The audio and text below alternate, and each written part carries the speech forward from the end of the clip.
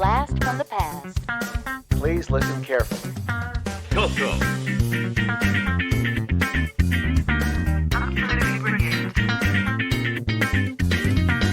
Welcome to the CoCo Crew Podcast. A delicious adventure into the world of retro computing news and information. Featuring the Tandy Color Computer. Hey, you got your CoCo 3 yet? CoCo.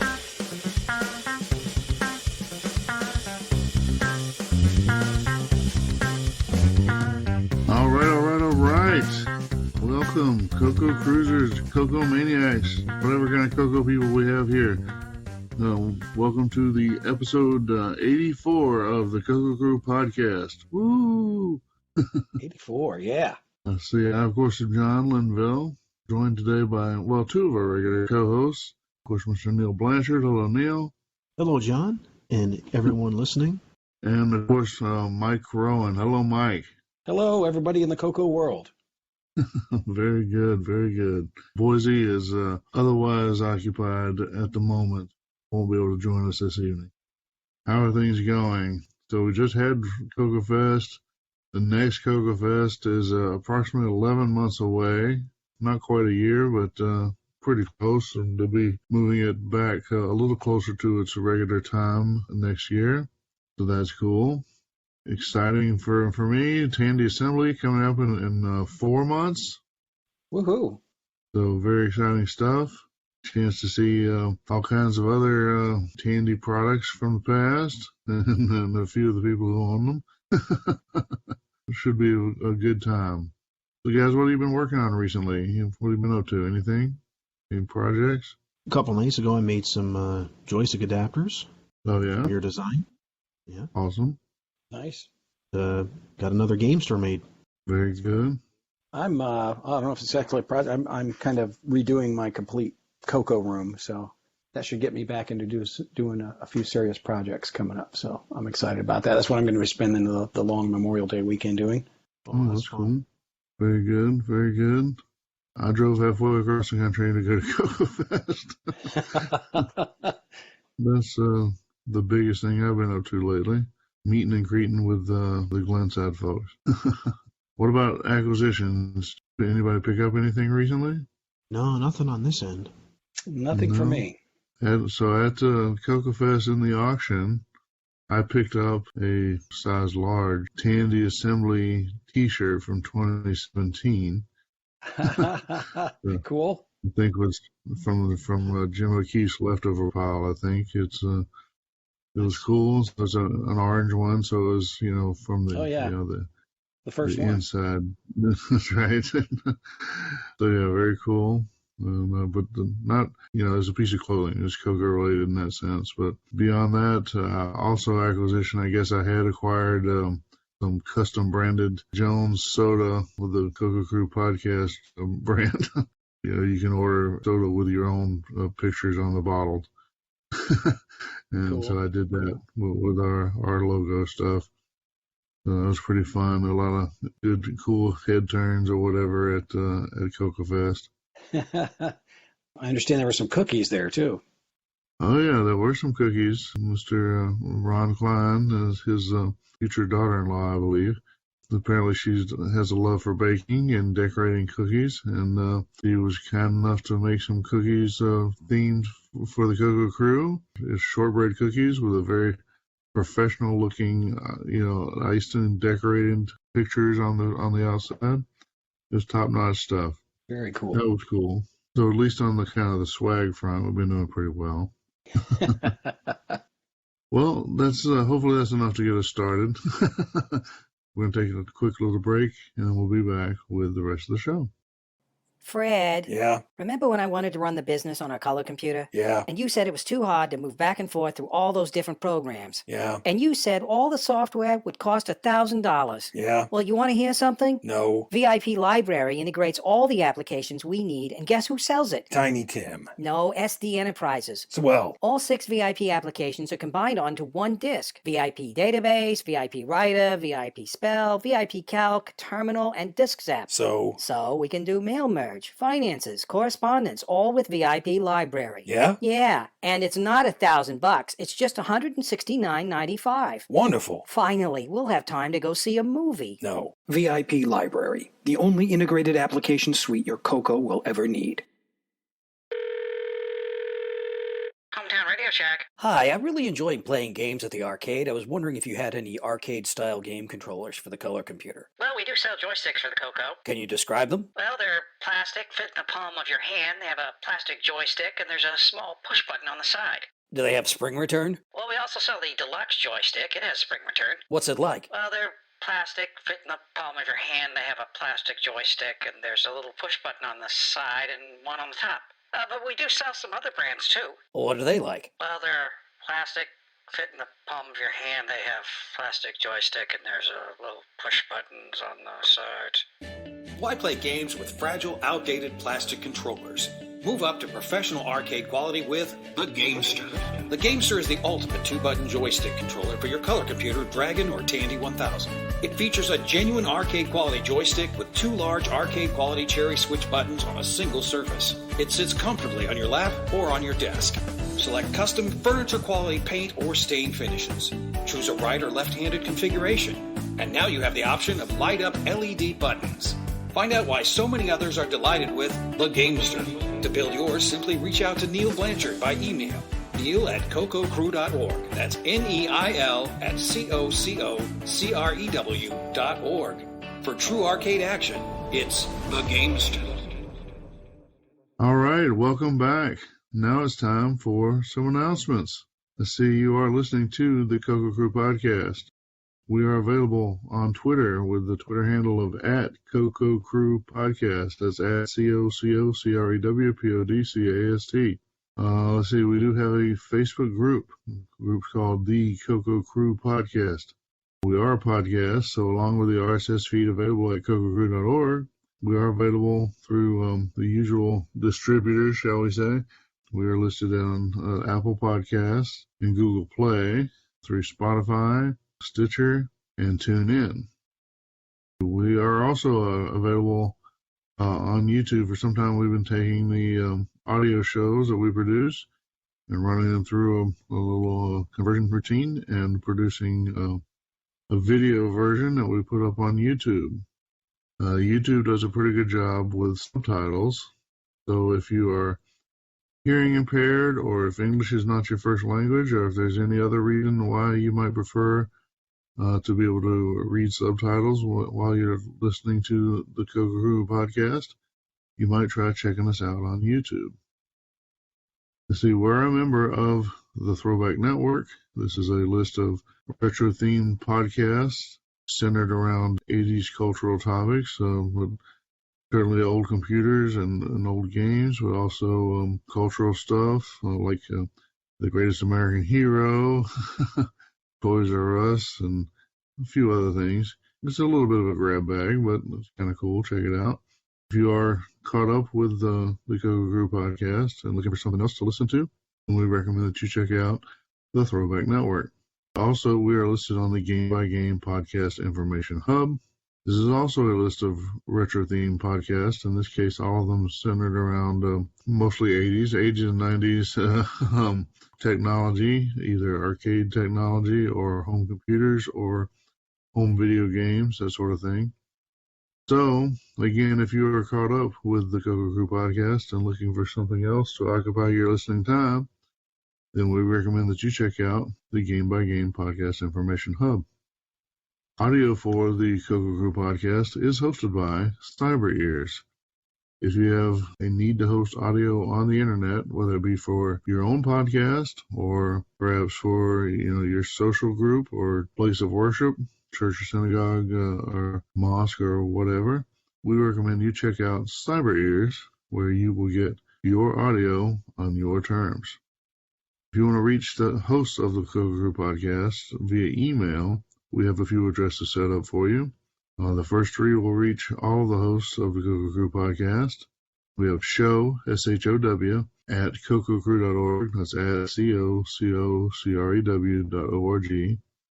We also have podcast, PODCAST, at CoCoCrew.org. and feedback, FEEDBACK, at CoCoCrew.org. If you want to reach the host individually, we also have addresses set up. I'm available as John, John, at CoCoCrew.org. Neil is, of course, Neil, Neil, at CoCoCrew.org. Mike is Mike, MIKE, at CoCoCrew.org. And, of course, Boise is also available as Boise, BOISY, at CoCoCrew.org. All right, I'd like to announce events coming up in the real world that we think you might be interested in. First on our list right now, coming up July 15th through the 17th of 2022, we have the Southern Fried Gaming Expo. This will be held at the Marriott Renaissance Waverly in Atlanta, Georgia. Southern Fried Gaming Expo features more than 300 arcade and pinball machines, dozens of new and retro console systems, a massive tabletop library, RPGs, wrestling, music, tournaments, a vendor expo, exciting panel sessions, guest speakers, and so much more. Game all weekend at #SFGE2022. Moving on, coming up July 19th through the 24th of 2022, we've got Kansas Fest. This is the Apple II event. Kansas Fest is the world's only annual convention dedicated to the Apple II computer to revolutionize the personal computing industry. Kansas Fest invites hobbyists, retro computing enthusiasts, and die-hard aficionados together from all corners of the world. So this is the event where they meet in the dorm at Rockhurst University, Kansas City, Missouri. Hang out and compute like it was yesterday. I think I just borrowed that slogan from Randy Kendi. Anyway, it is a cool event. It is Apple II. Don't worry, the Apple II stuff will wash off. July 23rd to the 24th of 2022, we've got Classic Game Fest, the biggest retro gaming event in Texas. Enjoy 70,000 square feet of retro videos and fun at the Palmer Event Center overlooking Lady Bird Lake and the downtown Austin skyline. The Palmer Event Center is conveniently located only a short walk from many hotels, restaurants, bus stops, and bike rental stations. If you're looking for a retro-themed event in the Austin, Texas area, sounds like this is for you. Definitely like to check that out. Yeah. Austin's a fun town. That would be a cool one to go to. Coming up August 6th through 7th of 2022, we have Vintage Computer Festival West. VCF West is for everyone: computer geeks, families, children, students, collectors, IT professionals, and curious onlookers. You'll find demos of 1960s mini computers, 70s homebrew systems, 80s 8-bitters, and a few oddities. Some exhibits contain pristine original machines, while others focus on unique modern hacks and everything in between. If you're on the western part of the United States, you should check out VCF West. Will be held at the Computer History Museum, which is in Mountain View, California. Very cool event. It's actually kind of the original vintage computing event that started all years ago. So if you're in the western part of the United States in August, then you should check it out. The oddities are the people standing next to the retro computers, right? Exactly. All right. Here's our big event. September 30th through October 2nd, 2022. We're talking about Handy Assembly. Will be held in Springfield, Ohio. Big time event. Lots of handy content, color computers, Z80s, all kinds of cool stuff. Don't forget the DOS machines. That's right, Handy 1000s. Yeah. Could be a very cool event. Do have the Tech Track, the extra day at the beginning of there on the September 30th. Very cool event. Great opportunity to come and support the hobby and meet the host of the podcast. So come and check us out. It really is a cool mix. I'm really looking forward to it. It's a nice getting those mix of people with kind of all under the Radio Shack label. Yep, very good. You won't be disappointed. So into October 14th through the 16th of 2022, we have the Portland Retro Gaming Expo. PRG 2022 is happening. The moment we've all been waiting for is PRG is back. October 14th through 16th at the Oregon Convention Center. Portland Retro Gaming Expo is a Portland, Oregon-based 501c4 nonprofit cooperative organization dedicated to creating awareness of and appreciation for classic video and arcade games through the presentation of events and conventions that celebrate the historic contribution video games have made and continue to make in popular culture. If you are in the Pacific Northwest part of the United States and it is October of 2022, then you should find your way to PRGE. I think you will have a very good time. Okay, now coming up, so this date is tentative for April 22nd to 23rd of 2023. So at this point, it could change. I suppose that's true of any of the dates. But this was just announced a week or so ago. The last Chicago CoCoFEST. That's the annual last. I guess that'll be the 31st. I'm not sure. Anyway, annual last Chicago CoCoFEST. The link in the show notes may be. I've kind of tentatively put in the link based on the link they've been using. So hopefully they'll have a 2023 link at some point here. But anyway, hopefully you don't need to rely on that just yet. But for planning purposes, April 2023 to be CoCoFEST in Chicago. That pretty much does it for our list of upcoming events.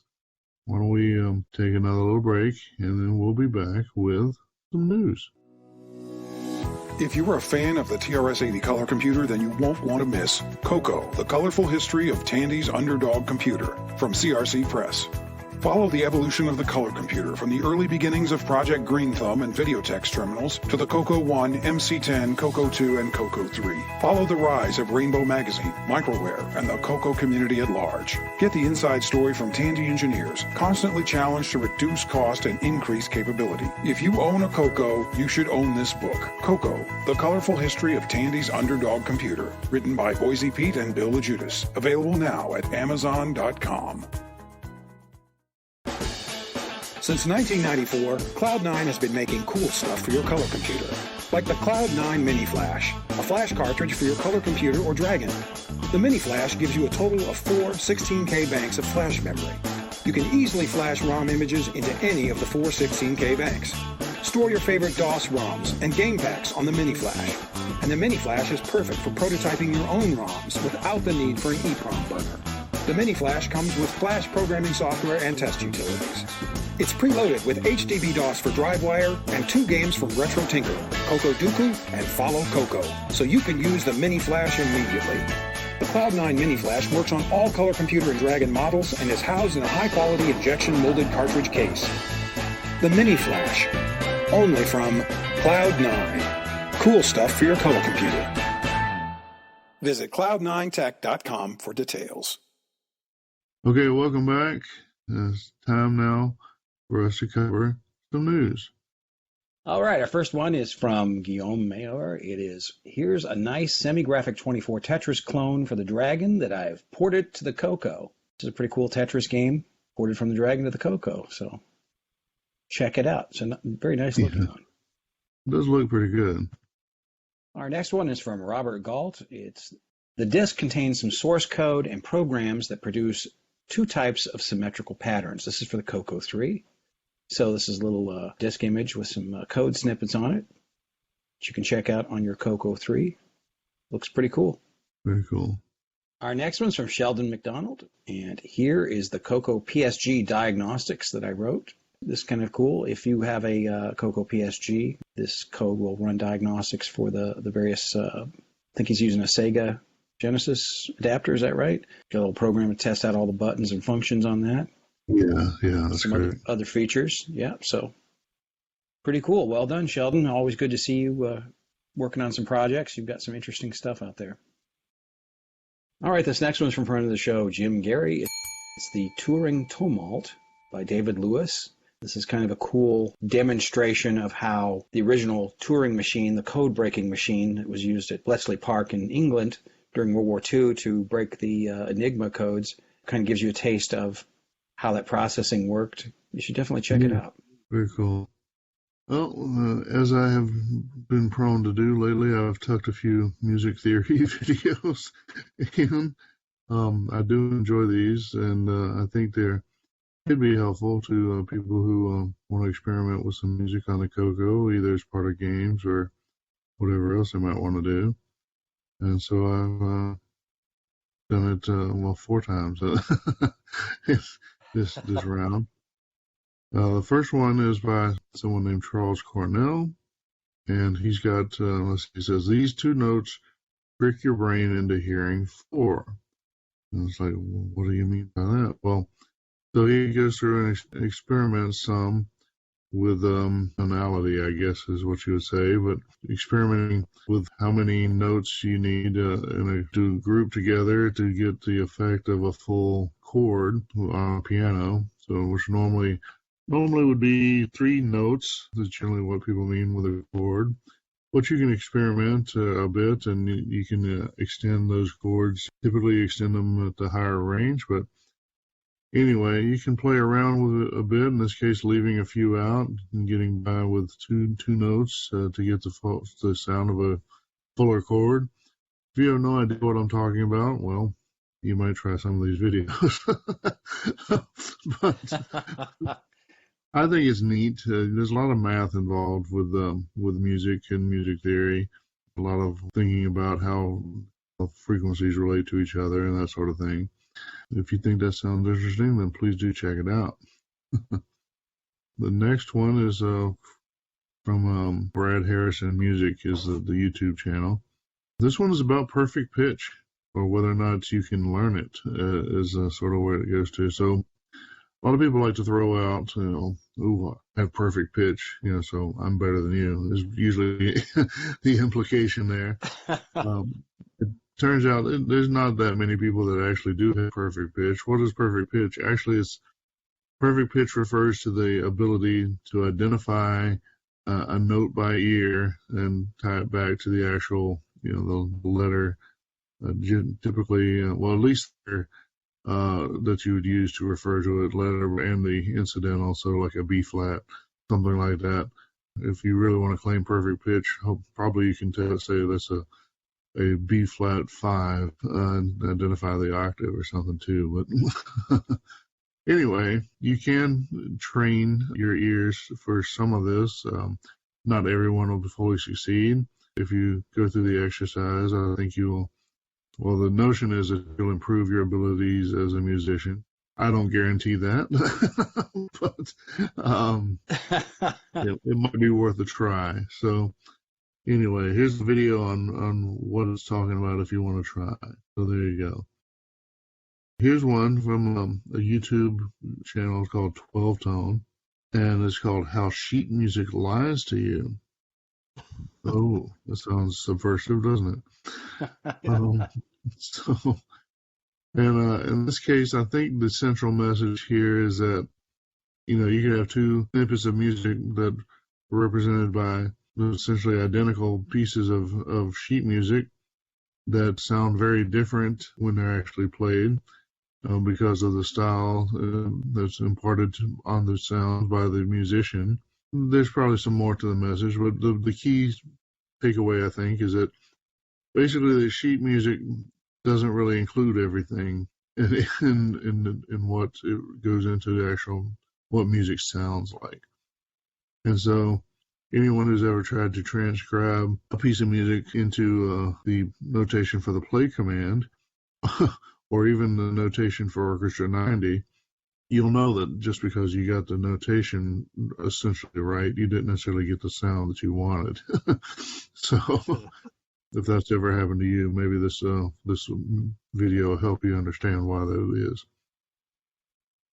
The last one's by Adam Neely. He's one of my favorites, I guess. And he poses the theoretical question: could you learn to read sheet music?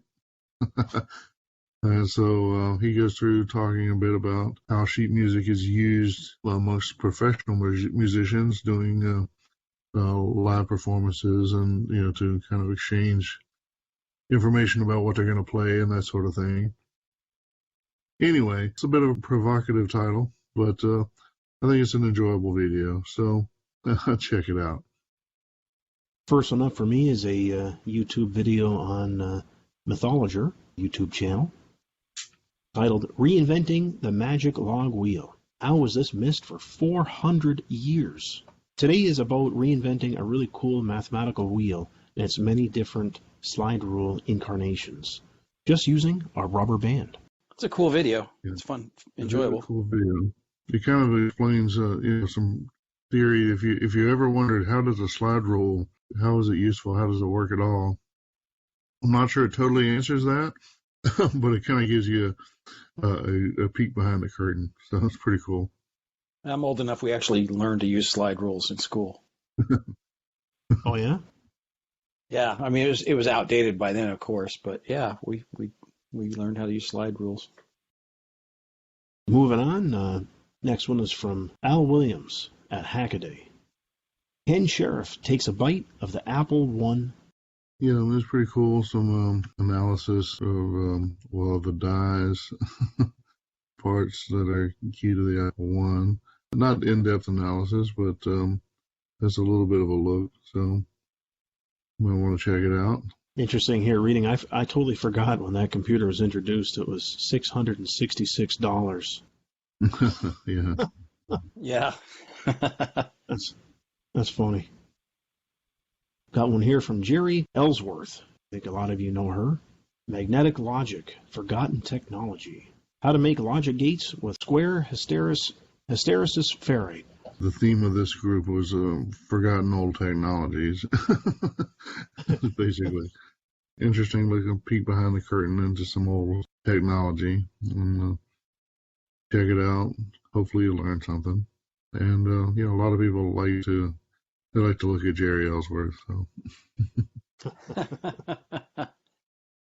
Liam Proven at theregister.com. C, everyone's favorite programming language isn't a programming language.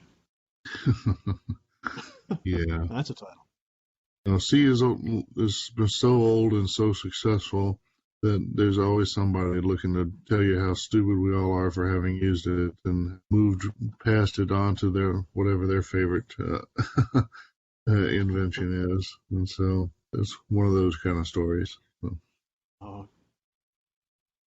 All right, this next story is from Daniel Robinson and Keith Perrin at Radio World. Why reviving shortwave is a non-starter. This is really kind of a story about statistics and spinning numbers, I guess. Saying that there's kind of been a resurgence in shortwave listening, but the numbers are kind of pushed up by I think what's going on in Ukraine right now has driven the numbers up. So that's an interesting article, but kind of discusses that and why, no, there really probably isn't a revival in shortwave listening, but maybe a blip. Right. That's a technology that kind of passed me by, I think. But it does seem like that at one time there were a lot of people who used to really enjoy getting out to shortwave radio and listening around the world or whatever.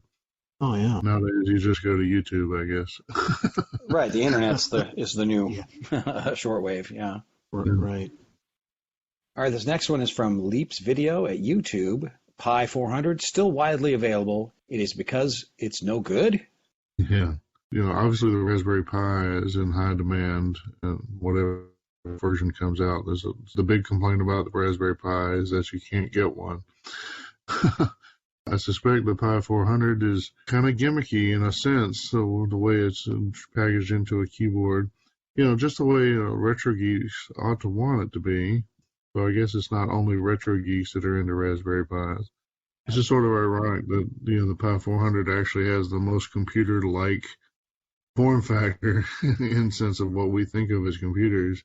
The Pi 4 or whatever that is just a little circuit board that you screw up you screw up under your dash or something. That's the one everybody wants. Right. Yeah. They want to do put it in a project basically. So. Yeah. All right. This next one is from friend of the show, Jim Gary. Demon's Defiance by Fred Skirbo. This is pretty cool. It's just kind of a mix of two kinds of games. It's a good shoot 'em up for the MC10. Yeah. It's like fun to play. Looks challenging. Not bad. Yeah, it's a pretty cool game. The explosion graphics and stuff are pretty cool on it. Yeah, it looks good. This next one is from Jerry Crabtree. RC is the extended basic program I began working on in the 80s, a simulation of a running radio station. I mean, this has to rank right up there with writing a program to simulate running a train set. Right. You have to be a little bit of a nerd to be interested at all, I guess. But pretty cool that they went to the trouble to do that and has that little bit of creativity or whatever. Definitely cool. If you use your color computer for spreadsheets, accounting, and other numeric-intensive applications, then you need the Numberjack from HJL Products. The Numberjack is a numeric keypad that connects to your color computer in just 5 minutes. No soldering, no drilling, and no special tools required. In addition to the 10 number keys, the Numberjack features 4 cursor keys, clear, decimal point, and 4 standard math keys. The Numberjack has a low-profile ABS enclosure with the same full travel key switches used in the HJL 57 keyboard. The Numberjack is built so well it carries a full 1-year warranty.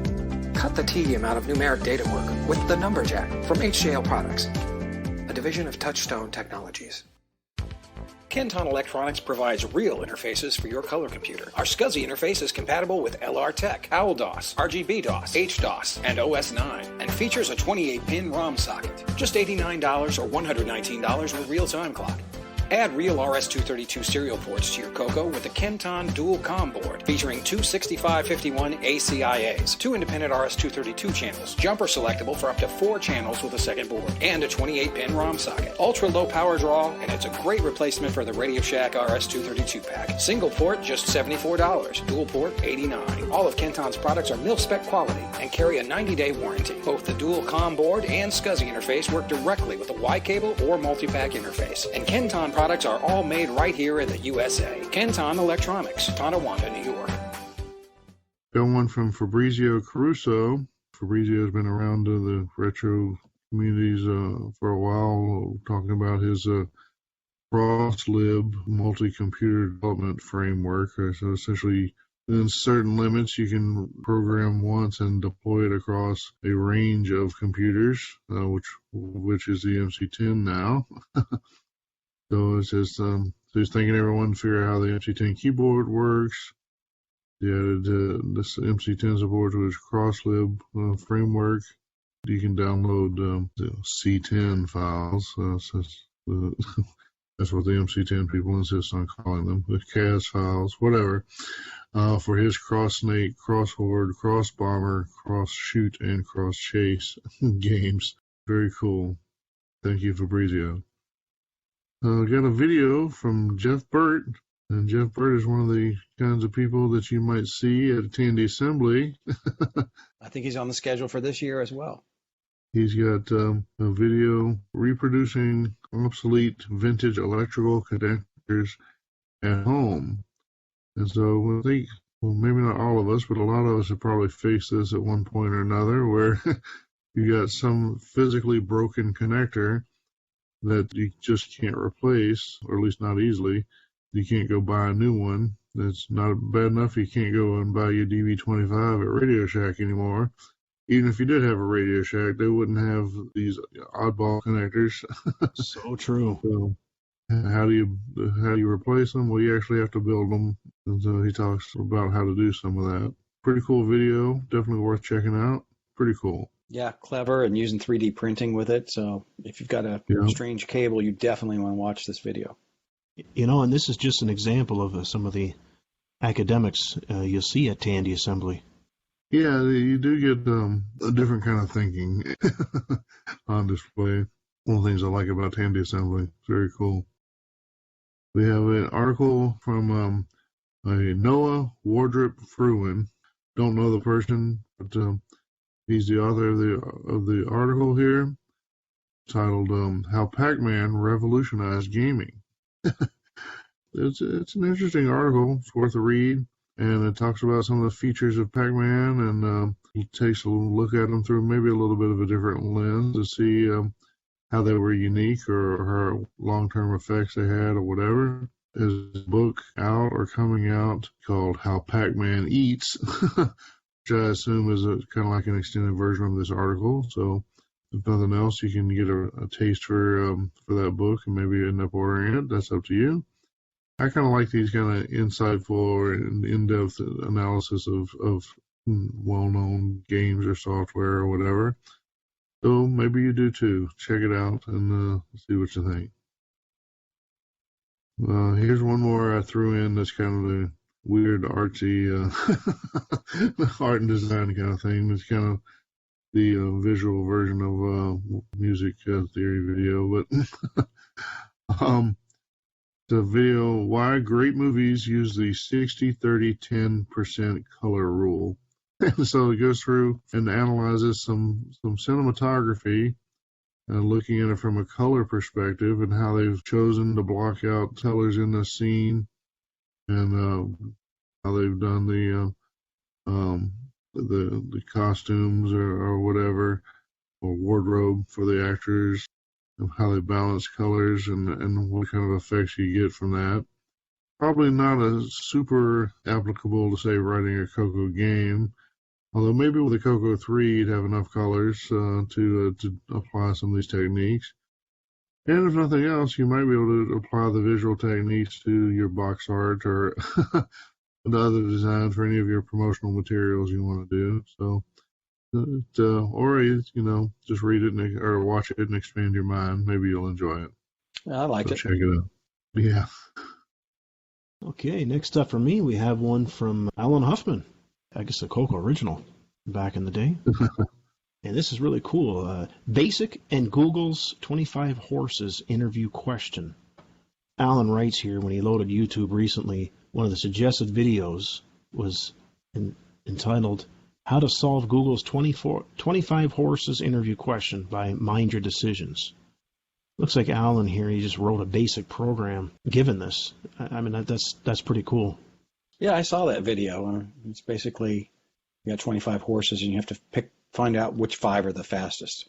You're right. It's a neat problem. And, yeah. Apply your brain and show how tricky you are, that sort of thing. So it's neat to see that applied to, or see CoCo Basic applied to it or whatever. All right, next up is one from Mike Rayburn. After extensive testing, I believe the CoCo PS2 is ready. I believe he was at CoCoFEST, was he not, John, selling these? I think so. I didn't get around that much on the floor. Okay. Yeah. So my knees were hurting. So looks like a nice product. It's in a nice 3D printed case, and so he's got them ready for sale here. Looks like I think they're $50 from what I see here online. Yeah, so if you want to use a PS2 mouse on your CoCo, this is the product to have. All right, next one up here is a YouTube channel called Commodore History, and it's Super OS 9 running on a 1981 Commodore Super Pet. Now, you have one of these computers, don't you, John? I do. I actually have a couple of them, to be honest, but none of them are active at this point. Oh. Well, it's cool from a historical standpoint. It's a nifty machine, and then it's a cousin, per se, through OS 9. I'd like to see somebody get full-blown Nitrous 9 running on a Super Pet and put them side by side. That'd be cool. Yeah, it would. For sure. All right, next one is YouTube. I don't know if this is a YouTube channel, but Carl Jobst. Disgraced gamer, Billy Mitchell, accused of extortion. It's amazing. This is still going on here. This is it's crazy. Yeah, it's this is one of those people. There's always somebody wise who'll come along with something when there's a squabble and say something like, "Oh, the drama," or whatever. What a dumb little thing to be so upset about, that kind of thing. And so here we are, 50-year-old men checking out stuff. It's like a reality show. Yeah. This is what my wife would call first world nerd problems. Right. All right, this next one's from Jim Hall at opensource.com. How the C programming language was grown. if you worked with C back in the days before ANSI C even, the book that you would want to go to was the book by Brian Kernighan and Dennis M. Ritchie. And this article is an interview with Brian Kernighan, who co-authored the book. It talks about its 50-year history. Definitely a cool read. I've worked with Unix for a long time and Unix-like operating systems, and back in those days, you had to know a little bit of C just to get things going on the operating system. So, right. Yeah, cool bit of history. You definitely should check this out. Now, here's another good, interesting article from Wolf Crow at YouTube. It's RAW, and that's capital RAW, versus log versus LUTs versus compression, a primer. Yeah, this article is talking about different photography file formats for digital photography, sure. and how they're stored differently. Like the capital RAW is basically just a file full of numbers representing, a digital photograph that hasn't been converted that you can convert to other formats depending on what you need. So an interesting article covers these different terms. If you're into digital photography or would like to learn more about digital photography, this is a good article. Interesting, and I think it could apply to the things you might do with the color computer as far as considering, graphics formats and things. Yeah, it's I don't know if you can directly apply it, but I have a feeling that somebody could get some technical insight out of it and do something useful as a result. Exactly. You might think more about how you might store data. All right, we've got one from Al Williams at Hackaday. Pong in hardware virtually. So the original Pong game, when it came out, wasn't a programmed computer. It was actually a circuit. Sure. It was all done in hardware. So they're basically recreating that, except doing it virtually with, I don't know if they're using an FPGA or something similar to that for this one, but using one of the languages to recreate that hardware. It's pretty amazing when you look back at that. Today, that just seems like impossible. Could you imagine doing something like Doom in hardware? Yeah. Yeah, well, I mean, on the one hand, it makes sense. I mean, it's a computer. At some point, this stuff gets translated to logic or whatever. It makes sense. But on the other hand, I don't know how to do it, or it would take me a lot to be able to figure it out. Looking for quality OS 9 software? Look no further than the JVM Group. Increase your productivity with Help, a user-expandable help facility. It includes data for online help with OS 9 utilities, including wildcard searches. Help steps you through until the answer is found. And try our disk backup utility. Back up your hard drive to floppy disks and restore. Handles files larger than your output media. Use date and time for incremental backups. Backup single files, directories, or an entire hard disk. See us in person at the Princeton Rainbow Fest. The JBM Group, Bridgeport, Pennsylvania. How do you shop for someone who has everything? That's easy. Shop for the color computer items at Canadian Tire. All the top brands: Disto, Sundog, Tom Mix, J&M, and more. Canadian Tire has been making customers happy for 300 years. Canadian Tire. Everyday low prices made better. All right, this one is from Tom Holwerda, osnews.com. Why not Pentium 3? The gist of the article, I think, is that for some reason in the emulation, and I'm sure it became, when they're talking about DOSBox and emulation, it sounds like that little haze of time when you had the Pentium, the various variations on the Pentium, and the Pentium 2 and the Pentium 3, and the AMD variations or whatever. It sounds like the DOSBox people kind of skipped over certain implementations in favor of others. But now they're going back over time and kind of trying to tighten that up. I think it's a cool discussion. If you don't have any idea what I'm talking about, then check out the link in the show notes and follow the link to check it out. Now, they kind of skipped over something for convenience in the time. I think this is what you call creating technical debt. Right, where you kind of skip over something you don't really need immediately and move on with your life, and then later you come back and discover you kind of did have a need for it, and that's sort of where they're at. Kind of neat. This next one is a video, one way or another, whatever the show notes say. It's in here probably because it tickles one of my pet peeves. And so, you ever been in a class or trying to learn something, and somebody says, "Oh, can you draw a picture? I'm a visual learner," and you can probably tell from my sneer that that's not something that I enjoy when people do that. Basically, this video kind of goes through and talks a bit about the theory of the different learning styles, and then the way stuff's been tested some, and kind of reveals that no, you're not a visual learner. Most likely, not that you're something else or whatever. It's just that it kind of doesn't really exist. Is sort of the gist of it. If that upsets you, well, I'm sorry. Do check out the video. See if you find the arguments presented appealing. I didn't know where else to tuck it, so I tucked it in with this group, and because I wanted to get it out of my backlog. But it's one of those urban legends, I guess, that was actually taught. I mean, I remember being taught that, all these different learning styles, and then finding out that there's no basis in science for it. So these things get out there and they persist. Yeah, it definitely appeals to people. It's just funny to me that there's maybe 4 basic learning styles that they present, but somehow everybody thinks they're a visual learner, at least in my experience. At least somebody ought to be not a visual learner. You know what I mean? We have an announcement from Pierre Sarrazin to the CoCo multimedia mailing list.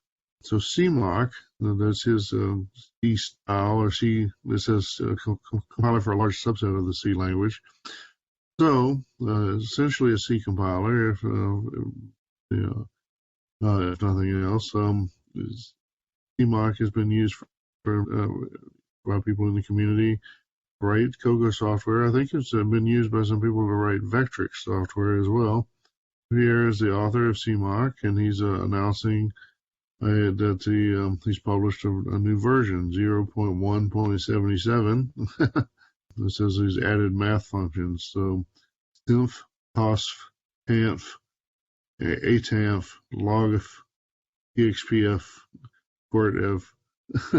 I'm not sure what the F at the end is. That floating point? I don't know. Anyway, he's got he lists several different math-oriented functions that are available now in the CMOC with his math library. Most of them work only on the CoCo with extended color basic, because he's using the floating point routines from the extended color basic ROM. Also, local static variables are supported, and KNRC function definitions are accepted experimentally. So if you are someone who wants to experiment with C programming on the CoCo, or if you're already a CMOC user, then you may want to check that out. It's a new version. So thank you, Pierre. All right, let's see. We've got a YouTube video to Canadian Retro Things is the author. So the title, Do eBay and Alcohol Mix? So I'm going to just jump right in and say, no, that's not a good idea. Unless you're buying something from me, then it makes perfect sense. Well, right. If you're buying from me, sure. That's not a great idea, I think, in general. Watch the video to get Ken's take. I'm sure he should add some value there. I think that's a pertinent topic for retro computing people. Be careful when you drink and bid. Don't drink and bid. That's probably the takeaway. Even added to that, even eBay late at night is not a good idea. Just in the dark or whatever. One more news item. This is from the CoCo 123 team. CoCo 123, of course, is the Glenside Color Computer Club newsletter. The announcement that volume 41, number 4 of CoCo 123 is now available. The newsletter has been a part of Glenside for a long time. sometimes with more or less content, sometimes better content, sometimes less so. How it's been lately is up to you to judge. There certainly has been more content lately, but has been a bit delayed. All right, well, so that is the end of our news segments for this month. We'll take a short break, and then we'll be back with a short little feedback segment. Look up in the sky! That's amazing. Wow. It's a once-in-a-lifetime event. Halley's Comet only appears every 75 years. Don't miss its 1986 arrival. It's the anyone-can-use Halley's Comet Locator. This very friendly software package includes complete day-by-day positions of the comet on 7 high-resolution star charts from November 85 through June 86. Print any position chart and take it outside with you so that you can easily locate Halley's Comet.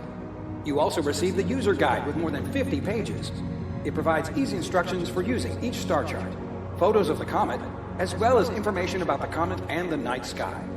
Halley's Comet Locator is available for the color computer and the IBM PC. Just $34.50 plus $2 shipping and handling. Make the most of this once-in-a-lifetime spectacle of nature with Halley's Comet Locator. Florida residents add 5% sales tax. Canadians add 6%. Other countries add 15%. Halley's Comet Locator is a product of Cellmark, Miami, Florida. You rely on your color computer to run your business. Sometimes that means sending data on disk and tape to other departments, remote offices, and even third parties. But how many people have access to your sensitive data before it reaches the intended recipient? Can you afford to have sensitive correspondence, financial data, or intellectual property fall into unwanted hands? Protect your data from unwanted eyes with Easy Encrypt. Easy Encrypt Cassette and Easy Encrypt Disk protect your data with any password of your choosing. To unencrypt your data, simply enter the designated password and Easy Encrypt restores your files to their original readable state.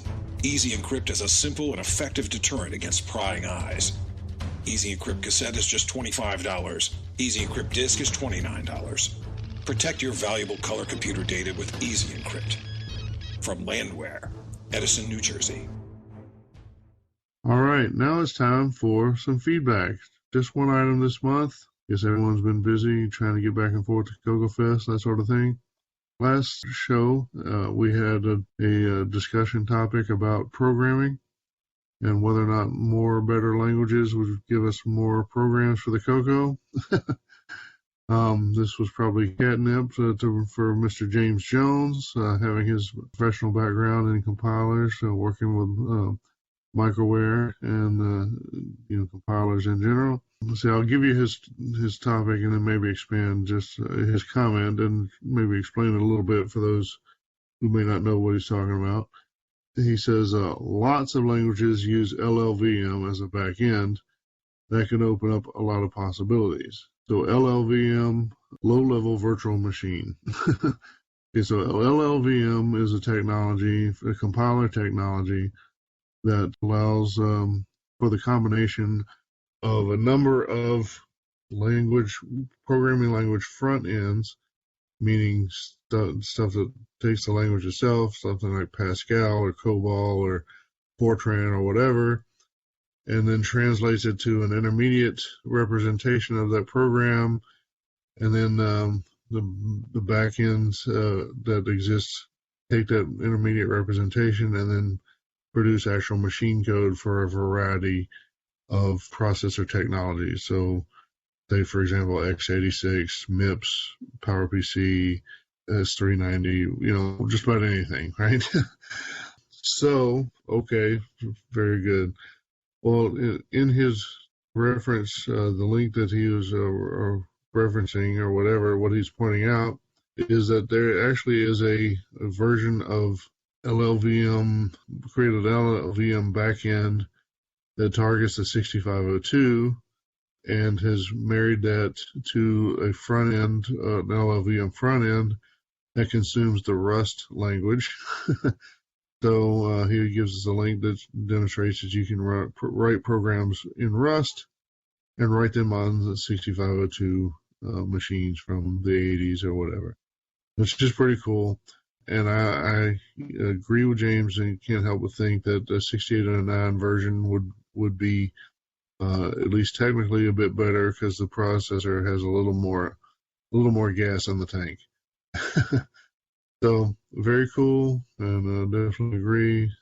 So thank you, James, for your contribution to the show, and agree with you, and hope you're enjoying the show, and hope you keep listening.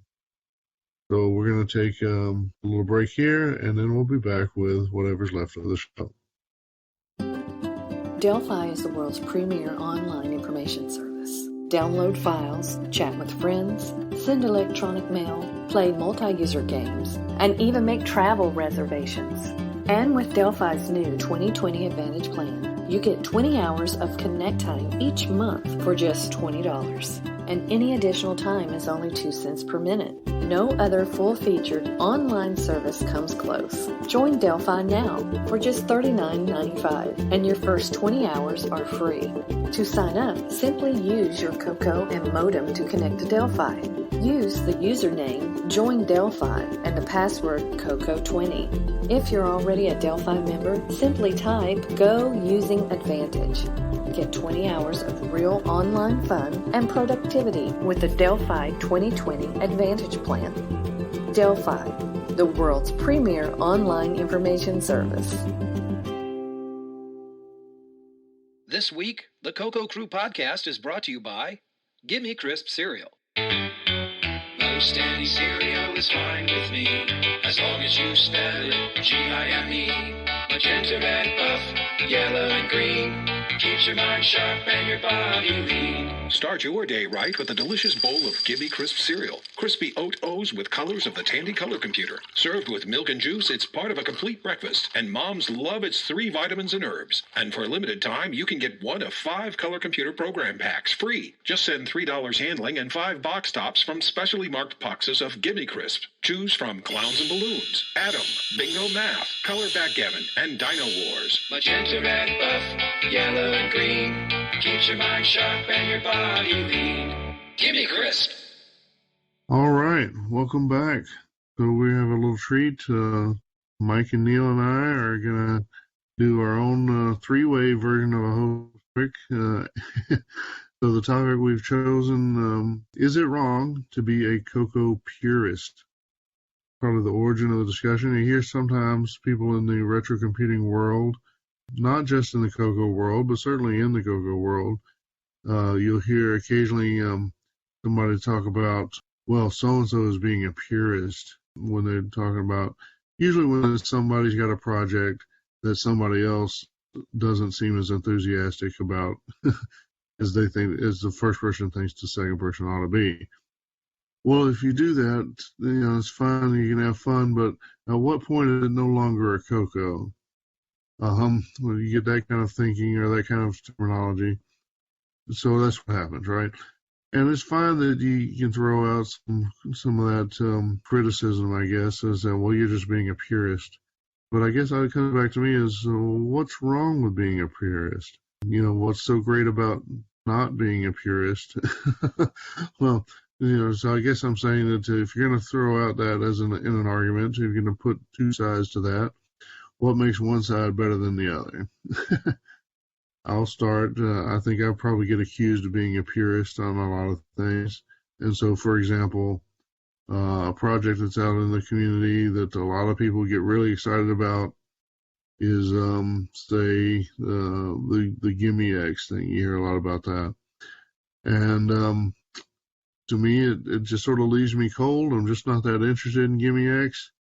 I'm sure people will say it's because I'm a purist or whatever. I do think by the time of you put all that into having a machine with so many differences and so many of the inherent limitations eased or expanded or changed, you're talking about a different machine.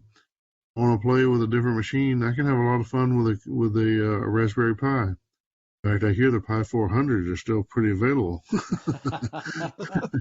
Great place to start, yeah. Yeah, so it's fine if you want to have fun with a different machine and have as much fun as you want, and then you want to tell me about it. You want to write something on your blog about it or make a video. Fine, please knock yourself out. But I think I have the right to say that's cool, but I'm really a CoCo person, and that's just not really CoCo for me. And I don't think it's fair to then dismiss me as a purist. And, it's like, well, what's wrong with that Puritanism or whatever? So, grade you with my an opening bid on where I am on this discussion. So, of course, we've got my co-host with me. So, Neil, you still there? Hello, Neil. I am here. And Mike is there. Hello, Mike.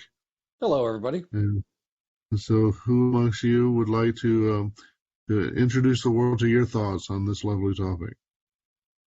Well, I think it is great to be a CoCo purist. I mean, even just for the nostalgic factor alone, right? I mean, sometimes when I see simple setups, like say people on our Facebook group, they'll post like that someone who's just got into the CoCo, they don't have much hardware. And just seeing a setup like that, I don't know, I guess less is more. I mean, sometimes I just like seeing that. The other aspect is goes back to the coding again. I mean, if somebody, codes a program that needs, say, the Gimme X that you mentioned, not a lot of people have that hardware. So it does limit. I'm not saying, you can't write a program for the Gimme X, but, just that your audience has shrunk. If you want people to use your program, it's just not going to get out there as much. Yep. But yeah, I'm with you. I like to see the little setups with, I know I can then plug in Dungeons of Daggerath or chess Yeah. or whatever, and then just have fun like it's 1984 or whatever.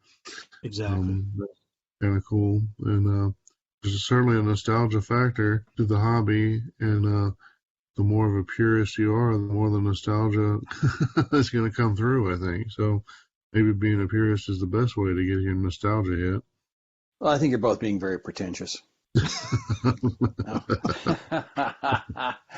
No, I think, well, of course, there's nothing wrong with being a CoCo purist, and there's nothing wrong with we go back to the old auto analogies, right? With the trailer queens versus the, right.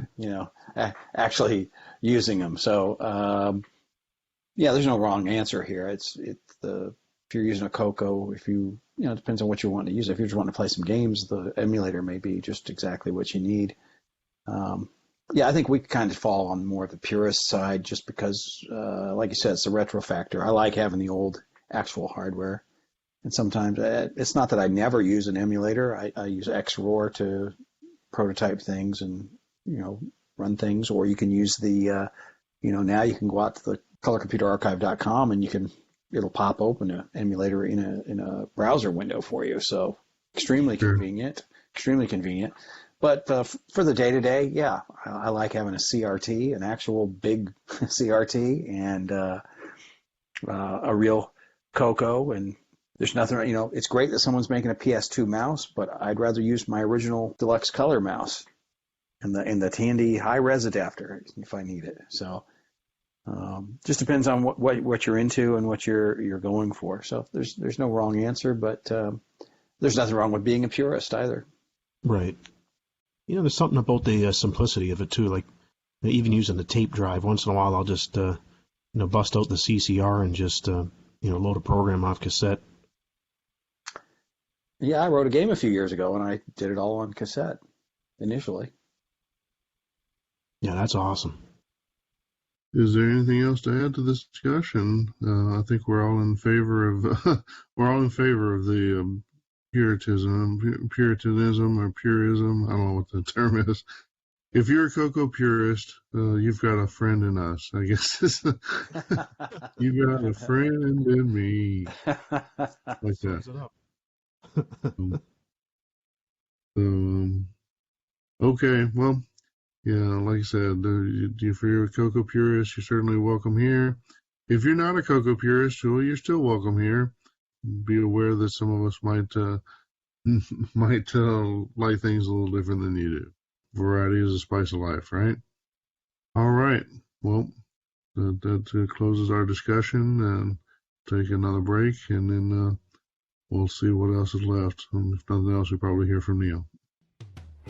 You're coming in loud and clear. Must be a realistic CB radio. 10-4, good buddy. It's my new 40-channel Realistic. Radio Shack's got it on sale right now for only $79. I saved $60. That realistic sure is a good brand. 10-4 on that. You can depend on Realistic. Where you headed now? Back to Radio Shack. The new 4K TRS-80 color computer is on sale for just $349. 10-4, good buddy. Color graphics, sound, joysticks. Talk to you later. Whoa, where you going? Radio Shack, of course. The Realistic 40-channel CB radio and TRS-80 color computer on sale now. Only at Radio Shack, a Tandy company. CoCo Cruisers, CoCo Maniacs, and whatever kind of CoCo people we got out there. So we've got a little bit of a different treat or whatever today. So recently we had the CoCoFEST event in the Chicago area for 2022. I think they were calling it the 30th annual last Chicago CoCoFEST, I guess. For whatever reason, Neil and Mike were not able to join us. So Boise and I were at the event, and we thought, given the state of the world and the fact that there have been some disruptions in in CoCoFEST and that sort of thing, that it was probably appropriate for us to have a little discussion, a recap or a retrospective on the event. And since it's just Boise and I were the only ones that went, it leaves it to us. So, yep. Welcome, Boise. And thank you, John. We're going to have just, like I said, a little discussion. Do you feel like starting, or? Yeah, well, I'll start with a little bit of nostalgia here in the sense of tomorrow. We're recording on Wednesday, May the 25th. Tomorrow will be 2 weeks since I left for the fest. Can you believe that? The time has already flown. So we're just about 2 weeks removed from the fest itself. I flew out on Thursday, 2 weeks ago from tomorrow. I think I got in late that night in Chicago. And, of course, met with you Friday. Actually, you were there Thursday. Excuse me. You were already at the hotel. And then spent Friday doing had a great lunch. Went to West Dundee and had a great lunch and coffee and enjoyed it. It was a beautiful day. And, of course, had the fest. So it was a good, memorable weekend. I had a great time. Flew out that Monday after the fest and got back home. How about you? You drove, right? Yeah, that's right. I drove. It's normally about, if you go straight through, it's about 12 and a half hours here to there. For some time, I've been doing the trip as a 2-day trip. I've been somewhere in Ohio, usually. This year, for whatever reason, I kind of got antsy at the last minute. And I went ahead and took off Wednesday afternoon and left, worked half a day on Wednesday and left on Wednesday afternoon. Still made it to barely into Ohio, not quite as far in, but stayed in Ohio, and then I got the next day and came on into Chicago. So actually had dinner in the hotel on Thursday night with Grant Leedy, who's taken over the major reins, at least, of the Fest organization. So it was nice talking to Grant and have a chance to catch up and discuss topics of the day and that sort of thing with Grant. And yeah, well, did get an extra day of exposure to the hotel, which we don't want to start. We don't want to start with the kind of the downsides. We'll kind of leave some of the hotel commentary to later, I think. Let's just say that the hotel itself was not a plus in this case, and that may be because apparently the hotel ownership has changed hands within 2 weeks before the fest, which I'm sure no one had planned, and so there was a lot of. I'm not sure if the staff really was up to normal performance levels. Yeah, we'll get to that. That's another story. That sort of thing. So on to the fest. Before we get to that, I just want to say, maybe you'll agree with me on this too. Part of the fest is not just the fest itself, but it's the rituals of going, right? and of leaving. There's a euphoria, if you will, and an elation about going, right? So as you did, you left, you were antsy. You left Wednesday. You wanted to get there. You were anxious. Mm-hmm. Same here. I fly out usually on a Friday or a Thursday. I did a Thursday this time because ticket prices were absolutely insane, and I could get a better rate if I left Thursday, even for paying the hotel. Thursday night, it made more economical sense. But all of that euphoria, right, and that excitement kind of gets you in the mood, so you remember everything. Your senses are heightened for the whole time as you're going there and as you're coming back. Well, of course, when you're coming back, you're kind of on the downside of it, maybe a little down. But that has always been the great part of the fest for me as well. So I'm sure. Well, it's like you said, it's a emotional bump or roller coaster almost. It was talked in the past, which people took negatively at the time, I guess. Mentioned that what I used to call the CoCoFEST blues afterwards, after CoCoFEST, and that's right. the kind of the emotional, decompression or whatever afterwards. And it's something that you deal with, and it kind of enhances the whole effect, I think, for me. And kind of been missing that the past couple of years with the CoCoFEST, or canceled and then delayed or whatever. Of course, we didn't go. There wasn't officially there was a CoCoFEST in 2021 in the fall, which neither of us attended. So, which I guess was good. Yeah, they gave them a practice run with the venue. Yeah, and that was probably helpful for them. So moving on to the venue this time. It's a nicer venue, the rooms where the fest are. It's nicer than what we'd had in the past. It's a little bigger and a little better access for moving stuff in and out. Spacious and nice, or I don't know what the term is, I want to say plush or whatever. It's a nicely appointed venue, not just a random meeting space in somebody's basement, which is really what the Lombard facility had been at the Heron Point from the previous fest, which was suitable for CoCoFEST, but not as nice as it could be. We had experienced this facility when it was used by VCF Midwest a few years ago, so we're familiar with the overall capabilities or layout, and knew something about the location. And that's what led to us championing this facility back in 2019 for what would have been the 2020 Fest. I don't want to get too deep into the potential controversy there, but having been through a CoCoFEST now at this venue, this facility, I think that was a good choice to move to this venue, particularly since we had no option of remaining at the Heron Point facility. They had just simply chosen to do their business differently, where we could not rent the facility anymore, so we moved to this facility. Had some hiccups associated with of course, the pandemic and all the shutdowns and all that sort of things. There were some hiccups, but that eventually was overcome, and there we were. Apparently, the hotel changed ownerships. And it sounds like literally just a couple of weeks before our event. And so, Grant had to essentially renegotiate the deal at the last minute. Sounds like they were reasonably accommodating, and the club came out okay and got the support they needed or wanted to have the fest. And so that was good. Let's see, we had plenty of space for exhibitions, plenty of tables and all that sort of thing. You had a table, Boise, right? And I did, yeah. I had a table with the Turbo 9 folks. Were the accommodations suitable for you?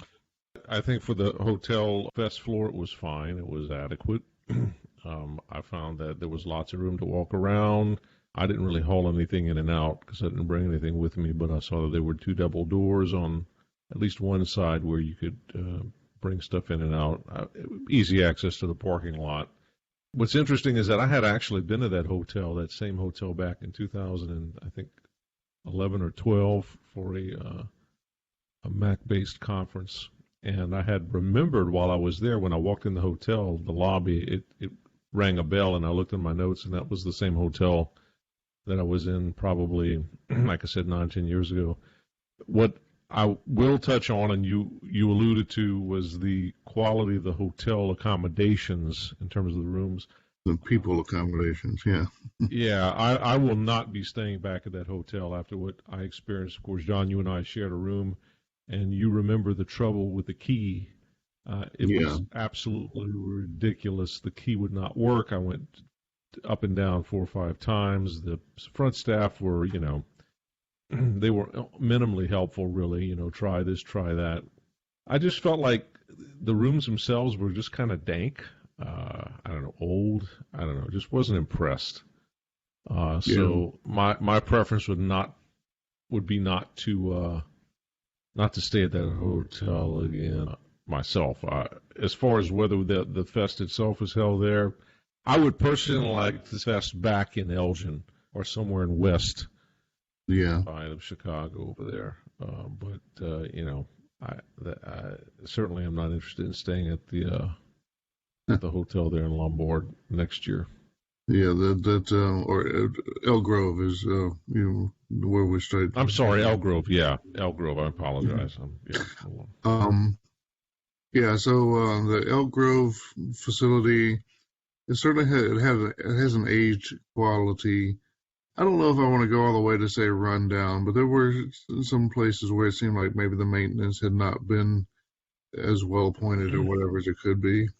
As you said, we had a lot of problems with the had a card reader for the hotel key card for the room. Normally you just stick your card in and pull it out, and the light turns green and it opens. Right, that's how it's supposed to work. Yeah. And in our case, when it was working, when it was halfway working, you could sort of dip your card 2 or 3 times fast or something like that. And eventually one of the times the light would go off and it would work, which, okay, that's, if you have to deal with that, you can. But when reporting the problem to the front desk, they seemed, completely familiar with that. In fact, even had their own kind of coaching on how to deal with that, which implies that it's not a new problem.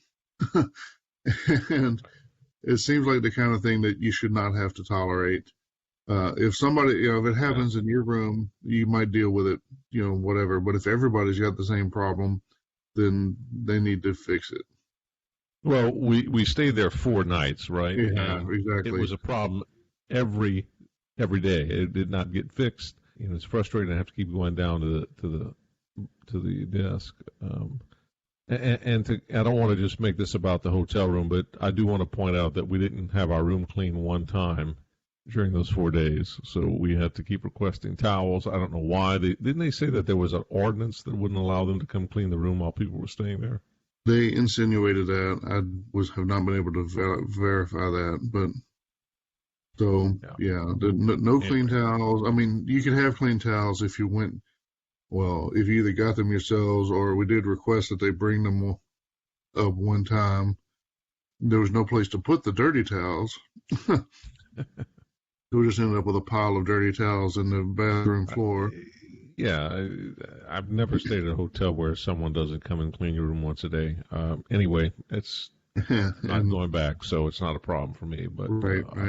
I would certainly warn people about our experience in terms of. So what about? I understand you don't necessarily want to stay there, but what about location-wise in terms of finding places to go to either to eat or like we went to Walmart once and stuff like that. Things were in decent proximity. Again, that area feels a little more like an industrial park to me, kind of a mix of industrial zone and not so much residential, although maybe a mile or so away there were more residential houses. But we found places to go and eat. It was also close to the airport, which is probably why we had that the industrial feel to it, I think. So. Yeah, so near where I live, there's an area called the Research Triangle Park, which a lot of people have heard of it and been there, whatever. And, it was an award-winning thing back in the 70s when they came up with it.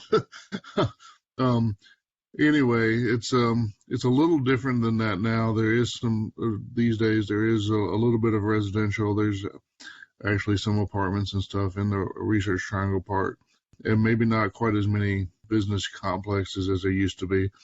But overall, I would say it was a comparable feeling, maybe scaled up to Chicago level. So yeah, kind of like you say, an industrial park, a lot of commercial looking buildings, things that look like they could be Walmart or Amazon warehouses, Yes, that sort of thing.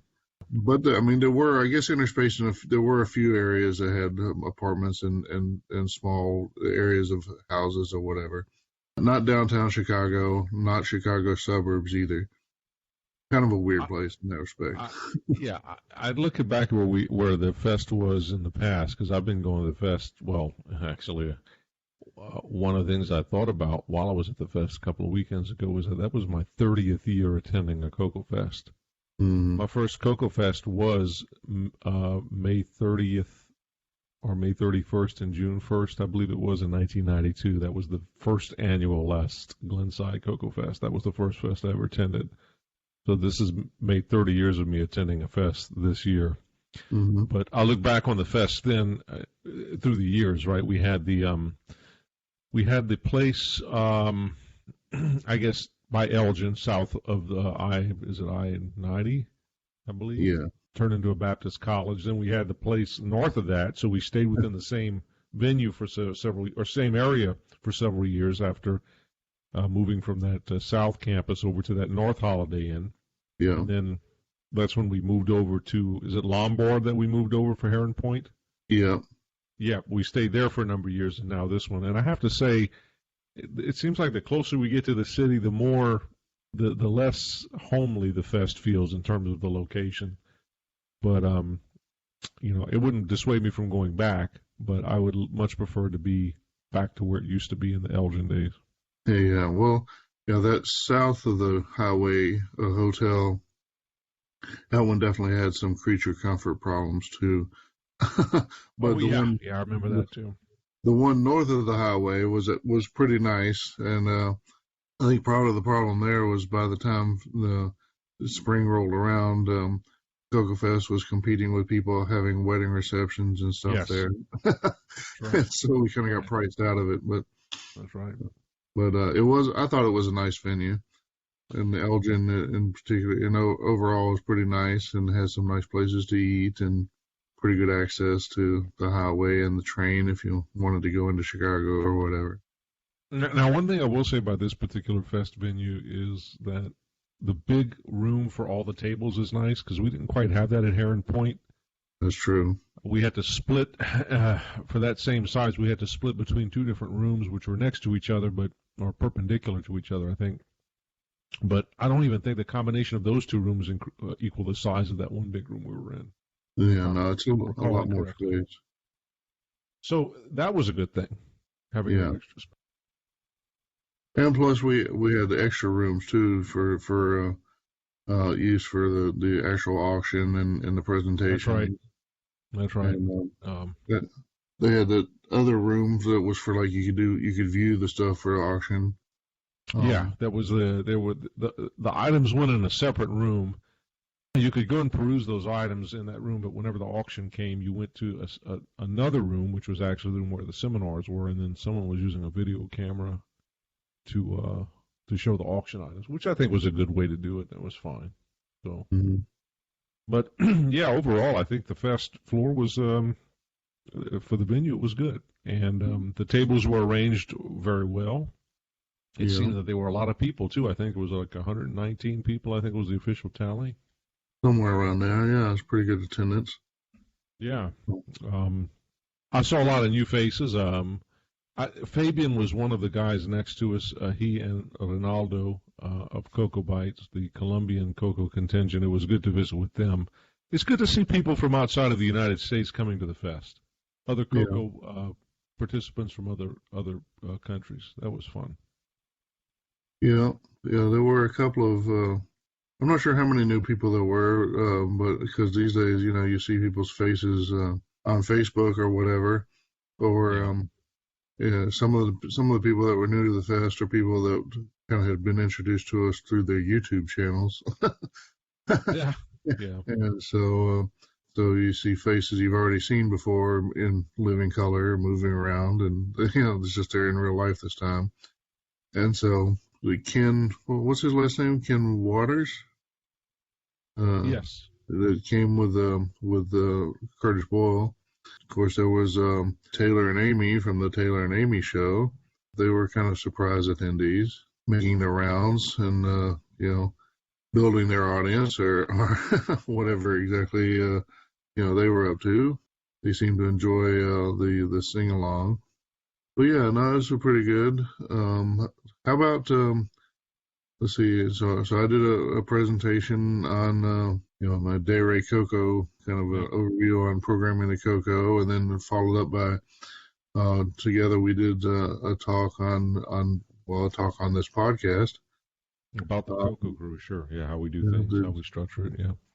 So I mean, not a lot to say there. I think. I mean, basically, it was a room with chairs set up almost like a classroom kind of setting with a projector, and a dark room with a bright light. I mean, there's not much else to say about that.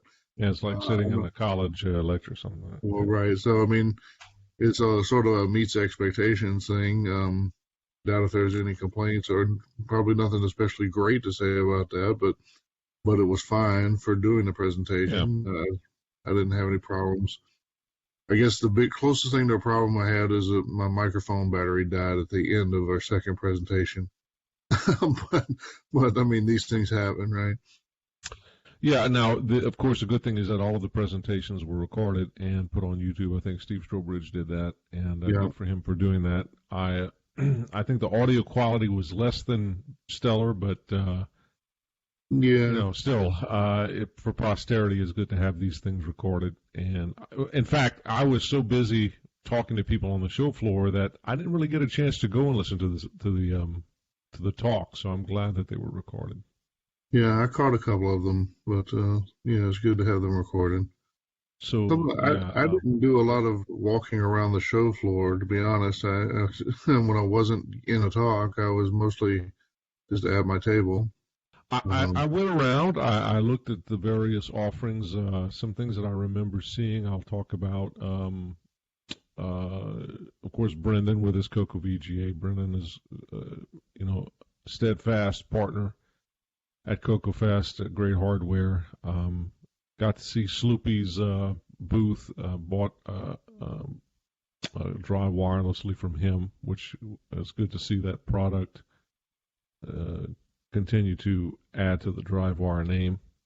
Mm-hmm. Mikey, speaking of DriveWire, had his Pi DriveWire set up, and then of course Rick Ulan picked up one of his CoCo NICs. So there was some new hardware there, pretty interesting stuff. And I recall that there was a booth, a table rather, with a lot of CoCos in the corner. I don't know who had those. And then, of course, Jim O'Keefe on the other side had a bunch of CoCos that he was getting rid of, too. So, I mean, you mentioned new hardware or whatever, but, it's kind of weird. Things have changed. It used to be, like I said, 15 years ago, you'd come to CoCoFEST and it would all be about somebody, with their new hardware or whatever. But in this case, especially with the pandemic, we've had a kind of 2-year gap. But with everyone on Facebook and so many people having YouTube channels or announcing things on the internet one way or another, half the new hardware isn't really new or doesn't seem as new. So it's there's less room for surprise, right? I'd already seen the videos for Drive wirelessly. I'd already bought one of the CoCo NICs. So it's like they're new, I guess, and it's the first CoFest they'd appeared at, but they didn't seem quite so new. Maybe next year there'll be more of that kind of surprise factor. I don't know what to say about that other than you can't really come to the fest and say, with your eyes closed, and saying, surprise me, delight and surprise me. It just doesn't work that way anymore. Yeah, I think not anymore. just part and parcel, I guess, nowadays, given the proliferation of Facebook and all of the various CoCo media that's out there. And so, and it's almost in real time now, in terms of what people are doing. Well, I mean, projects. like I say, times change, people change. The people participating literally changes. The roster changes. CoCoFEST changes. Yeah. It's like a variation on the proverb about the dog barks and the camel train keeps moving, or something like that. Yeah. The CoCoFEST of today is not the CoCoFEST of 5 years ago, 10 years ago, 15, 20, 25, 30. I mean, like I said, I remember my first CoCoFEST. It was in Schaumburg, Illinois, in 1992. What would be interesting to do, and I haven't just thought about this really, is how many people were at this fest that were at the fest in 1992, right? Yeah. Tony Pedraza and Linda, myself. I'm hard pressed to call up other people at the moment. It just kind of goes to show you how much has changed. Maybe Rich Bear. I think Rich Bear probably was at that fest. He was, of course, at this one. Brian Goers, the Glenside group, right? Brian Sugaring. Sure. But I don't know, outside of those folks and myself, who else I can say for sure was there. I mean, even if you go back 10 years ago, how many new faces we have since then. So the character of the CoCoFEST changes over time. I've seen it during my tenure going, and I'm sure it'll continue to do so. It's just the nature of change. I've been going to CoCoFEST as long as you. Feels like almost as long, just because, at some point the difference in the start points is overtaken by the amount that we're in common. So right. I've been going for 20 years. We kind of briefly discussed this beforehand that, when I first started coming and dragging the wife and feeling bad that I was making the wife have to hang out for my kind of dumb hobby thing. But I was there to just kind of see, what do these guys put together? You got to see, what did Glenside do and how do they do it and whatever. And then after a while, I'd been enough times, and I was influencing how the fest ran and what was emphasized and, what was available. At some point, started contributing with talks and whatever. And over time, the fest became, something that I was helping to give to the world, or something you were helping to give to the world. Yep. I don't know. Maybe time's moving on. Maybe it's changing. I didn't really feel that way as much. I didn't feel like I was giving the world the fest much this year. Unfortunately, I didn't feel like it was really hitting the mark for me either. I regret that. I'd like to have. I wish it could have been all about me and all for me and fun. It wasn't. Part of that was because it was certainly influenced by the hotel. We kind of touched on the hotel problems. Kind of emphasized or enhanced by have some knee pain these days, and the way the venues or the way the hotel's laid out, and kind of sort of maximize the amount of walking I had to do to get from the venue, the actual fest venue, to the hotel, to the room, just to get to the room and find that the key didn't work and have to walk back. Right. That can add to the frustration. So at some point, that put a damper on my appreciation for the festivities. So try not to let that totally influence my perspective. But still. Well, if I can go ahead, I'm sorry. Well, go ahead. No, I was going to interject. If you look at your influence, think about this as you have sown your seed, so to speak, and now you get to see it grow. So your influence is already embedded and intertwined into what the fest is today. So it is what it is, partly because of us and our contributions to it over the years. So like a child who may not look exactly like its mom or dad, it's still the child, right? So in this case, what the fest has become today may not be what we remember it as, or what our vision was when we influenced it, but our fingerprints are on it, I think. Well, that's probably true. I just hope it doesn't end up like the child that was abandoned and had to go live on the street. Hopefully that's not true. At least Grant has adopted the poor child now. Maybe, hopefully he'll at least feed it and make it. And I want to bring up, you mentioned Grant, I want to bring up the fact that he did a great job shepherding the fest over the weekend, being very attentive to needs, if we needed power cords, power strips, whatever. I mean, he was just on top of it, and I want to compliment him publicly for doing a great job managing the fest. So, Grant, good job, man. I appreciate it. Yeah, no, I think Grant did a good job, especially given that, due to illness or whatever, Jim Brain was unable to be there in person, and kind of left most of the administration of the fest on Grant's shoulders. I think he certainly had some help from Tony Pedrezza and Rich Bear and some other folks. But still a little more than what he intended to bite off. Probably, and I think maybe he was just a little frazzled, I could tell, but understandably, and he did a great job. And certainly it's understandable with Jim not being able to come. But, and of course, as you said, Rich and those guys just staying at the fest, at the front table there, into the interest of the fest, manning the registration. Everybody pulled their weight and did their part, from what I can tell. And it was a smooth fest. I mean, it really was. It was. It wasn't bad. It wasn't bad. No, it came out pretty good. I certainly have nothing major to point a finger at in terms of the fest itself, and say, "Oh, this was terrible," or whatever. I think it all turned out fine. Turned out good. I don't want to damn it with faint praise or whatever it is that I get accused of not cheering projects out enough or whatever. People get angry with me if I don't say enough niceness. It's just not in my nature, I guess. But I do think it was a well-executed event. Was it my favorite CoCoFEST of all time? I'm sure it was not. But that shouldn't be taken as any kind of attack or whatever. Maybe I was just grumpy. One thing that I really liked about this fest that was unique was the cookies that Ron Klein brought. Oh yeah, that was awesome. So Ron had included, so Ron is his daughter-in-law, right? Yes, I think that's right, or a future daughter-in-law, maybe.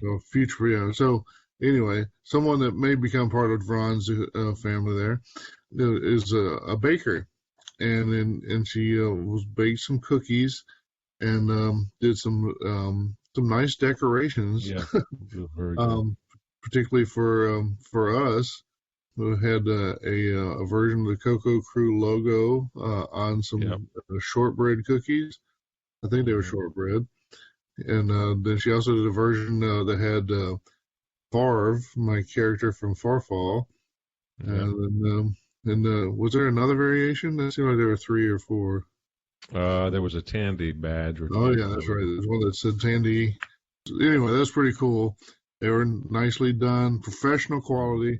Yes. And wrapped in, the kind of cellophane like you get from a bakery or whatever. Individually wrapped. That's right. Yeah, it was a super top notch. That was really nice. Yeah, it was. And I think her name is Sarah. I apologize if that's not her name, but I think that's right. Yeah. I want to thank her for doing that. That was really a nice touch and great job on that, especially when I learned that all that stuff she did was by hand. All of the drawing she did it was just amazing.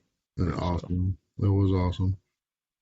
And of course, I had my custom branded root beer.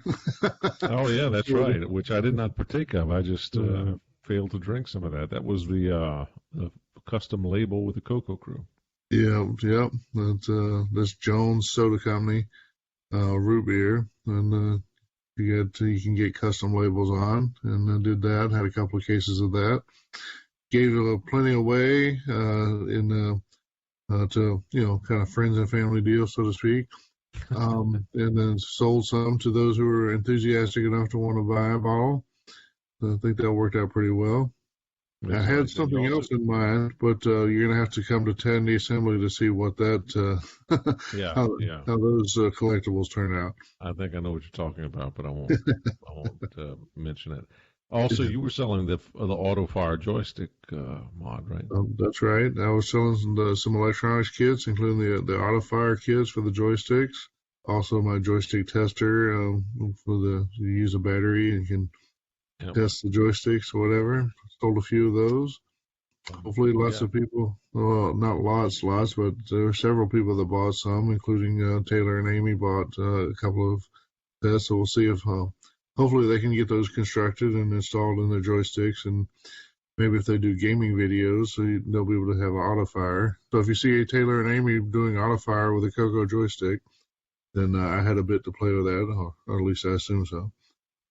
One of the other things that was special about this fest for me was meeting Kevin Phillips and Michael Rywald for the first time, although I've been working with him for about 8 months on the Turbo 9 project. It was really great to meet those two guys, and of course we'll be working going forward as I work on my PhD research, but it was great to finally meet them in person.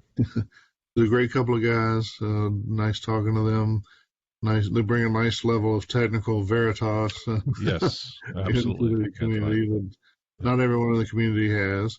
But yeah, it was nice talking to them. Both these gentlemen, they're fairly young gentlemen with young, pretty wives that came along with them and joined us for dinner, and were a joy to talk to, and held a lovely conversation and very interesting people. Yep. Added a nice zest and flair to the fest experience. Yeah. So overall, I would say it was it was a good event. It was certainly good to hang out with friends, which is always the best part, right? Always the best part. That's right. That's kind of one of the probably top reasons besides the CoCo itself to go. So I'm pretty happy with it.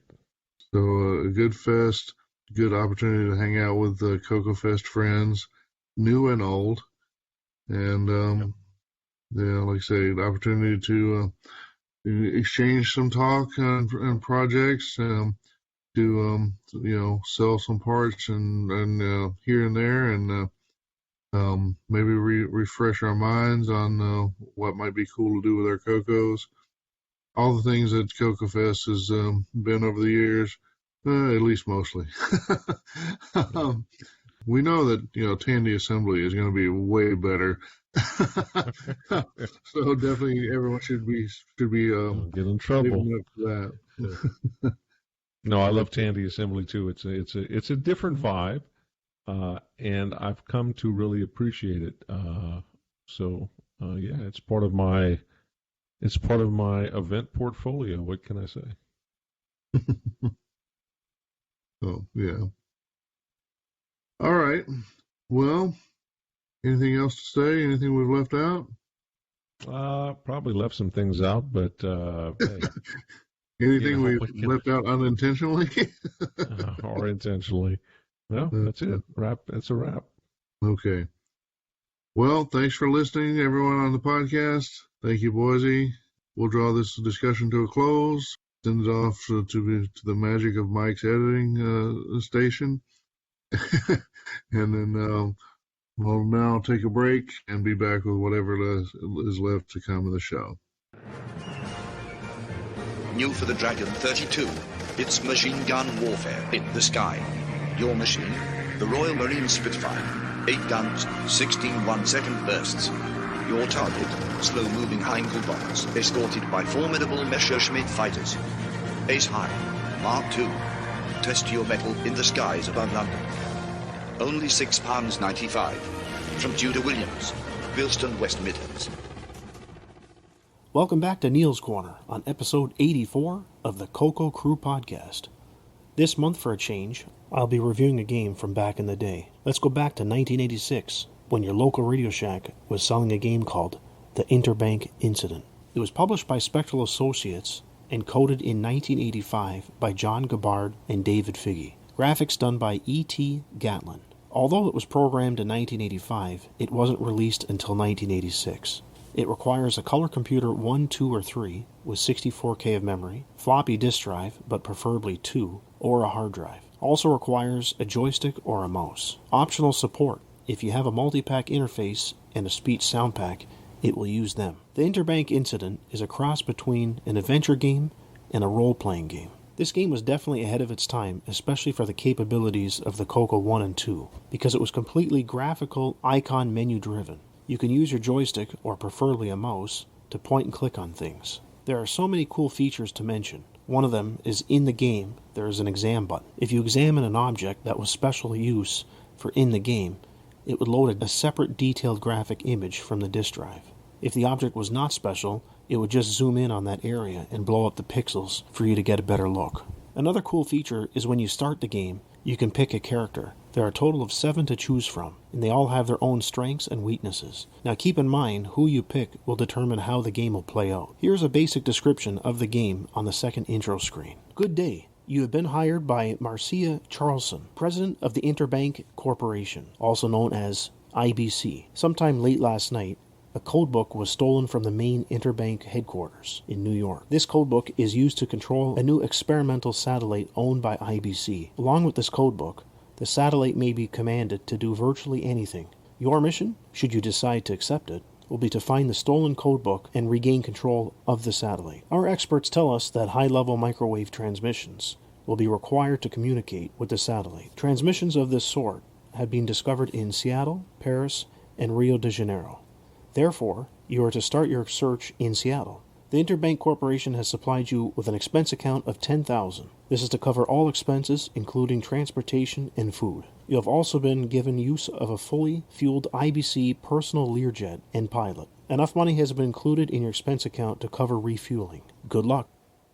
Also to note, this game is written under OS 9, and although it came on 3 floppy disks, it was one of the very few CoCo 1 and 2 compatible games that was designed to be installed and run from a hard drive. I remember someone in my CoCo users group lucky enough to own a Birkenberg hard drive and had the game installed on it. If you have a speech sound pack, it really takes great advantage of that, as it'll give you extra sound effects and speech. Interbank Incident will always be special to me because it was one of the first few disc-based games I purchased for my CoCo back in the day. If you wish to try this game out now, you can download it from the CoCo Archives website, or if you are a user of Nitrous 9 Ease of Use, I do believe it's included on their image. Well, there you have it.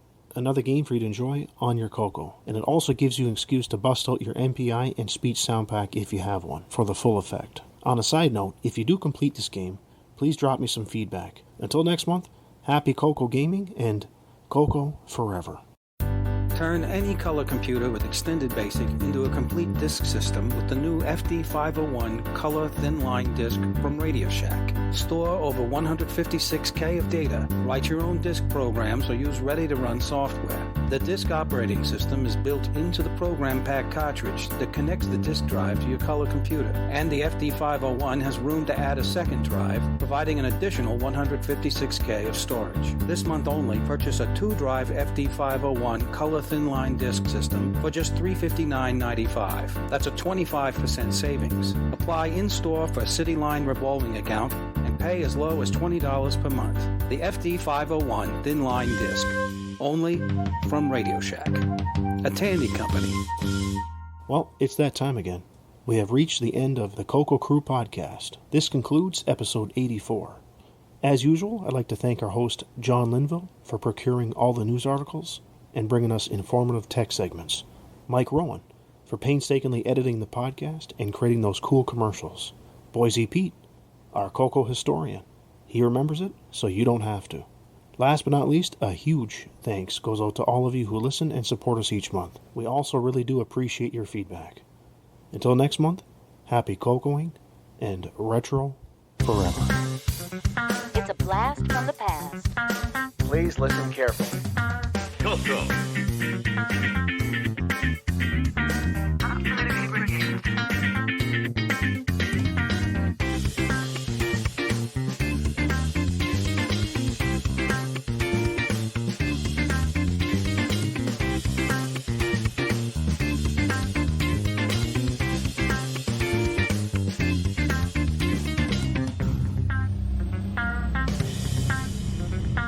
CoCo. CoCo. CoCo.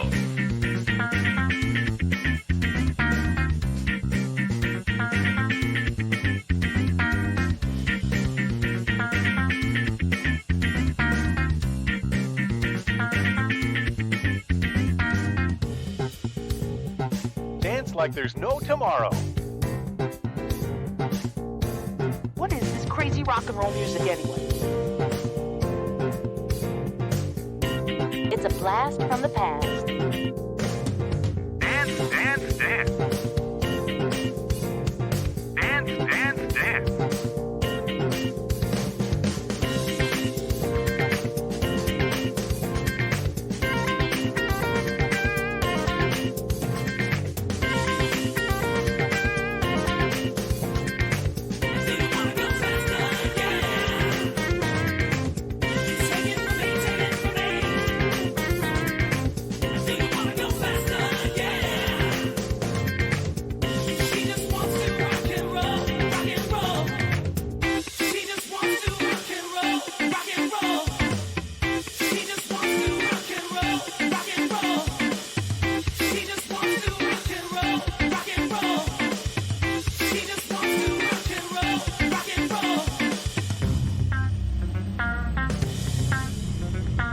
CoCo.